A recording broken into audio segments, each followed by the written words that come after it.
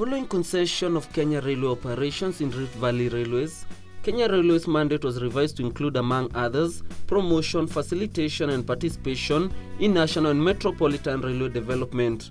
To effect this, Kenya Railways is expected to develop commuter railway services in Nairobi Metropolitan, construction of a standard gauge railway from Mombasa to Kampala, construction of a standard gauge railway within the Lamu corridor, which includes Lamu-Juba, Nairobi-Addis Ababa, and development of railway cities around the railway stations in Nairobi, Mombasa, and Kisumu. These projects will change the face of Nairobi, Mombasa, and Kisumu with significant economic effect, with projected investments of about $1.2 billion in Nairobi, $800 million in Mombasa, and $600 million in Kisumu. The main role of the commuter railway will be to congest roads in Nairobi by transporting passengers, hence expansion to new routes. The project is to be developed in 3 phases, with phase 1 covering the core system, which is over 100 kilometers. Among areas in focus include provision of services between Nairobi Railway Station and Ruiru, Embakasi Village, Jomo Kenyatta International Airport, and Kikuyu. Phase 2 covering Thika, Limuru, and Lukenya will cover another 70 kilometers. The third phase will be capital intensive and will include, among others, building of new infrastructure to extend services to areas with missing links, which include Ngong, Kiserian, Ongatarungai, Ruai, totaling another 100 kilometers. Just the core system of phase 1 is expected to cost 16 billion, although various adjustments have been considered to reduce costs.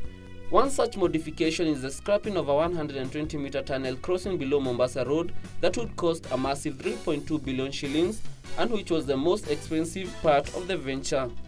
The tunnel has been replaced by a flyover where Mombasa Road will instead be elevated. Let the railway line go to the airport on grade, that is on the surface, rather than do a tunnel, and instead we elevate the road. We think that may be cheaper. The commuter service is expected to substantially reduce the amount of time it takes to access the city center, with, for example, a journey from Syokimau taking about 12 minutes from the current 90 minutes. For those heading to the airport, it will then take another 5 minutes using a shuttle service before the line is complete. This station is expected to handle 20,000 passengers once it opens in December, saving the economy billions. We are really talking of 12 million shillings will be saved daily by just one single station. So you could then multiply by the 17 stations. The transport PS Cyrus Njiru is now challenging the private sector to invest in high-capacity vehicles to ferry passengers from the railway stations.